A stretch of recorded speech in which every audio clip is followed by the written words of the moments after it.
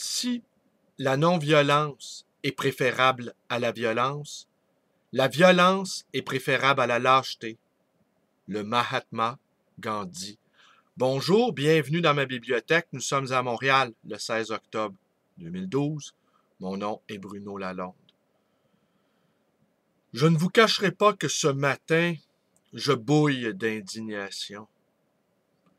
Car j'ai regardé sur ma page Facebook, que je vous invite à aller voir d'ailleurs, encore d'autres arrestations policières survenues hier pour célébrer le premier anniversaire d'Occupons Montréal.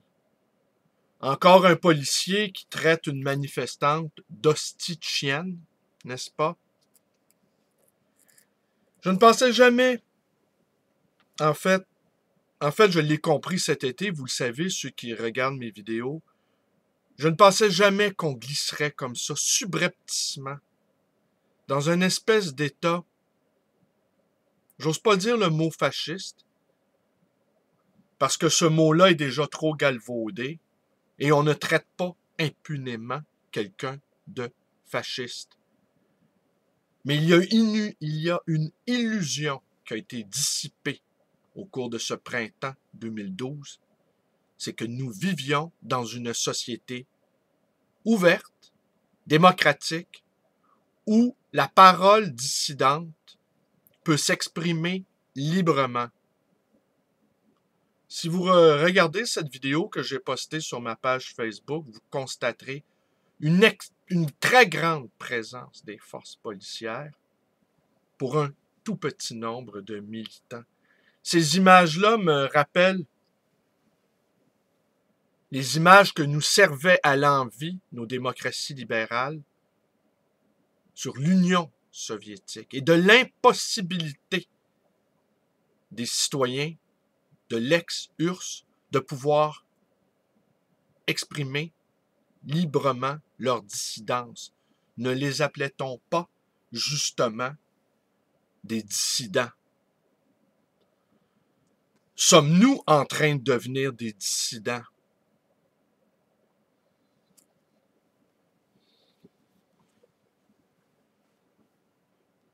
Je vais donc aujourd'hui vous lire, au nom de l'antiterrorisme, les bibliothèques américaines face à le USA Patriot Act de Philippe Cantier, et je vais vous lire la préface de Michel Melot. Mais avant, je vais vous lire 3 petites citations que Philippe Cantier a mis en exergue à l'introduction de son texte. 3 petites citations qui, à mon avis, sont représentatives du danger qui nous guette. Petite parenthèse ici, rapidement. Beaucoup d'éditorialistes en ce moment sont en train de blâmer les réseaux sociaux et disent qu'un climat de guerre civile est en train de s'installer. C'est évident que tous ces gens qui fabriquent l'opinion, qui sont appointés pour le faire, considèrent les réseaux sociaux comme étant une véritable menace à leur monopole et finalement à leur gagne-pain. Ils ont bien raison d'être inquiets. Parce que la fameuse paix qui régnait au Québec n'était qu'une paix d'illusion. Énormément de gens étaient mécontents, insatisfaits de la situation et n'avaient aucun réseau de communication pour l'exprimer. Les réseaux sociaux permettent de libérer une parole qui jusqu'à maintenant ne trouvait pas de lieu. Alors, ils peuvent bien se plaindre, ces éditorialistes appointés, leur travail est menacé. Aussi, hier, lors de cette manifestation pour célébrer le premier anniversaire d'Occupons Montréal, les anarchistes qui étaient présents, les anarchistes, les valeureux anarchistes, se promenaient avec une banderole où on pouvait y lire « C'est fini l'amour », ici comme en Grèce. C'est fini l'amour. Sacrée trouvaille. Alors donc, je vous lis les 3 citations. Pas plus que la nuit, l'oppression ne survient d'un seul coup. Dans un cas comme dans l'autre, se produit une période de crépuscule au cours de laquelle rien ne semble avoir changé. C'est à cette heure précise qu'il convient d'être le plus attentif aux moindres vibrations du fond de l'air afin que nous ne soyons pas les victimes inconscientes des ténèbres. William O. Douglas, juge à la Cour suprême des États-Unis, né en 1898 et mort en 1980. Si le fascisme venait un jour à s'installer aux États-Unis, ce serait enveloppé dans le drapeau américain. Huey Long, gouverneur de Louisiane, 1893-1935. Critiquer son pays, c'est lui rendre service. La critique, en somme, est davantage qu'un droit, c'est un acte de patriotisme. Une forme plus haute de patriotisme, à mon avis, que la vénération de la nation et les sempiternels rituels qui l'accompagnent. James W. Fulbright, sénateur des États-Unis, 1905-1995. Voilà, c'est ce que je ne cesse pas de répéter. Moi qui est un farouche partisan de la société ouverte, de la liberté d'expression et, pour finir, de la démocratie. C'est bien de déléguer, c'est encore mieux de surveiller nos élus, de les avoir à l'œil, de leur mettre de la pression. Car les politiciens, au final, ne font qu'obéir aux ordres du peuple. Mais si ce peuple est tétanisé devant les divers écrans d'asservissement, eh bien, ils auront tout le loisir, ces politiciens, pour ne rien faire et être les marionnettes de puissants lobbies financiers de tout ordre. Je dis souvent, il faut penser en riche. Nous sommes riches. Et que font les riches? Ils passent leur temps à vérifier les livres comptables. Ils passent leur temps à lire des bilans, à analyser la situation. Il ne leur viendrait pas à l'idée à un riche de faire confiance à qui que ce soit pour gérer ses affaires. Soyons comme ces riches, soyons attentifs, vigilants et pourquoi pas un peu avides.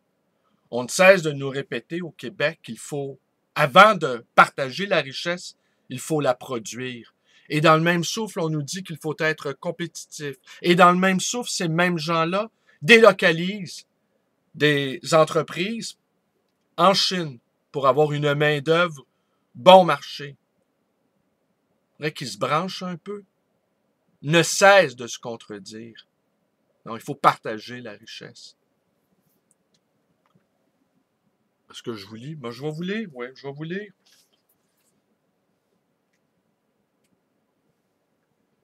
Je vais vous lire un tout petit passage, finalement.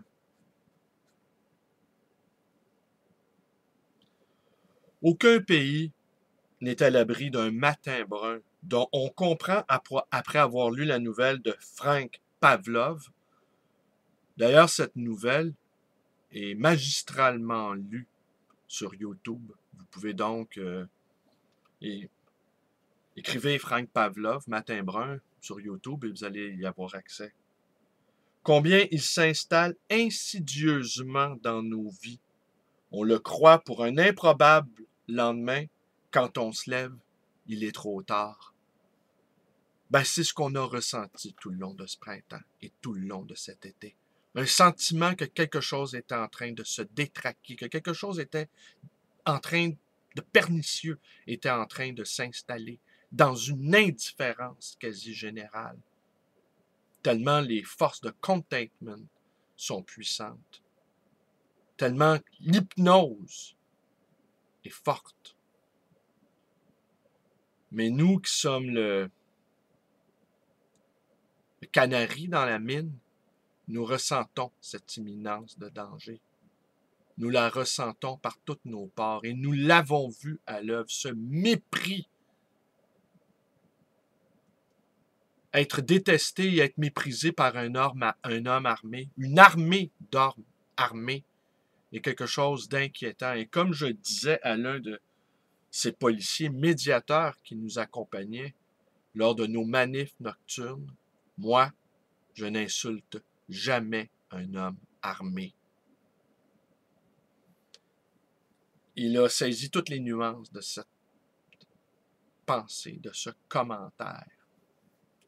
Enlève ton arme, on va se parler. Ou donne-moi-en une, on va parler autrement.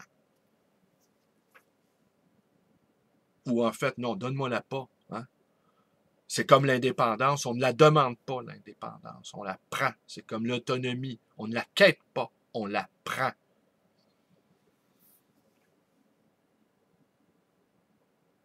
Les voix américaines qui se font entendre contre la politique policière de l'actuel gouvernement sont étouffées par un consensus apparent, cimenté par un patriotisme sous lequel chacun croit pouvoir s'abriter.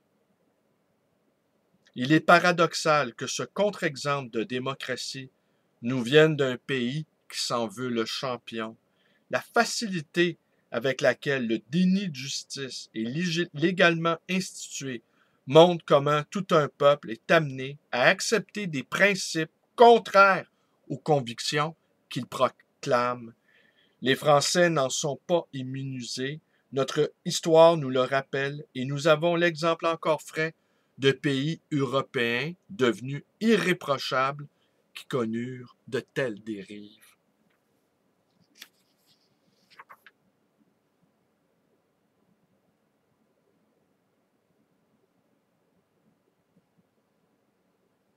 Ces textes, il faut les défendre lorsqu'ils sont menacés, y compris dans les pays qui les ont vus naître. Il faut défendre ces textes d'abord parce qu'ils sont les nôtres et ceux de tous les bibliothécaires, et aussi pour conforter nos collègues américains, car il n'est pas douteux qu'une large majorité d'entre eux désapprouvent ces mesures qui les obligent à y contrevenir, de même qu'une bonne partie des citoyens des États-Unis les jugent excessives et dangereuses pour l'avenir de la démocratie. Ce qui choque dans ces mesures n'est pas le fait de donner à la police les moyens de mener des enquêtes sur d'éventuels suspects, mais de le faire comme une police secrète, sans aucun contrôle, ni aucun recours possible à la justice, obligeant même le citoyen au secret, voire à la délation. Ceci s'appelle l'arbitraire, et d'autres gouvernements que les États-Unis ont parfois combattu, l'ont pratiqué de façon plus systématique. On ne saurait pour autant comparer, comme le font certains, les États-Unis à une dictature, mais on se demande alors pourquoi le gouvernement américain, s'il ne veut pas être un pays de ce genre, s'est donné tous les moyens légaux de le devenir. Et je rappellerai ce vers de Corneille, c'est un crime d'État que d'en pouvoir commettre. Ouais, alors vite, parenthèse, je vous montre le livre à l'écran. Les bibliothécaires ont des fichiers, sont tenus de rapporter aux instances policières, le FBI, la CIA, tout livre suspect que peut emprunter un usager de sa bibliothèque. L'Association des bibliothèques américaines s'est opposée à ces mesures. Le Google également s'est opposé à cette demande de la CIA, de la FBI, d'avoir accès à ces fichiers. Mais, vous savez, ils vont sans doute s'y prendre autrement. Et je connais plein de gens qui ont peur pour moi à cause de mes vidéos. Ça vous donne un peu l'idée de l'atmosphère dans laquelle nous sommes en ce moment. Un citoyen s'exprime librement, comme je le fais, et les gens autour de lui s'inquiètent pour sa sécurité. Est-ce que nous en sommes rendus là? Ben, moi, je répète encore à l'envi toujours, courage et transparence. Je ne vois pas d'autre alternative. Je suis surveillé, c'est pas grave. De toute façon, quand une force malveillante décide que vous êtes coupable, vous êtes coupable. Quoi que vous ayez fait ou quoi que vous ayez pensé, si on décide de vous arrêter, on vous arrête. À moins que vous avez décidé que vous préfériez vous vautrer dans votre lâcheté, que le sort des autres vous indiffère totalement et qu'à la fin, vous ne soyez plus tout à fait un être humain, mais un porc, comme le disait Gilles Châtelet. Alors, c'est tout pour aujourd'hui. Ouais, je comprends, une vidéo d'humeur aujourd'hui. Vraiment pas content de revoir ces scènes encore là, les voir là. Puis encore, il va y avoir des éditorialistes qui vont encore nous répéter « Ah, il règne un climat de guerre civile au Québec. » Non, il n'y a jamais eu de paix. Il n'y avait qu'un containment. Maintenant, ça se fissure de partout. La parole jaillit de partout. C'est sûr, c'est pas bon pour les affaires. C'est pas bon pour les centres d'achat, c'est pas bon pour la consommation, mais de toute façon, les Canadiens, vous l'avez entendu hier, leurs cartes de crédit sont loadées au maximum. Rien n'y changera rien. On se dirige vers une faillite du système capitaliste tel que nous l'avons connu. C'est fini, l'amour. Alors, c'est tout pour aujourd'hui. Vous connaissez la suite. Vous pouvez vous abonner à ma chaîne, Bruno Lalonde. Mais allez visiter ma page Facebook, page de militant politique. Je pense qu'aujourd'hui, vous en êtes aperçu. Vous pouvez devenir un militant en la joignant. Je lis toujours ce que vous écrivez. M'intéresse à ce que vous faites. Vous pouvez également me téléphoner à ma librairie, 514-736-0999. Vous voyez, j'ai pas peur. Et vous pouvez également me rendre visite à cette librairie d'occasion et d'ancien, le Livre Voyageur, dans le quartier Côte-des-Neiges à Montréal. Beaucoup se sont étonnés que ma vitrine n'a pas encore été fracassée. Ça vous donne un peu l'idée du climat de peur qui règne. Hein? On m'a dit ça. Hey, franchement, t'as pas peur. On ne cesse de me répéter que franchement, j'ai du courage. Qu'est-ce que j'ai dit aujourd'hui, n'est-ce pas? J'ai simplement exprimé que j'étais un farouche partisan de la démocratie participative. Soyons à notre affaire, à l'exemple des riches que nous sommes. Merci et bonne journée.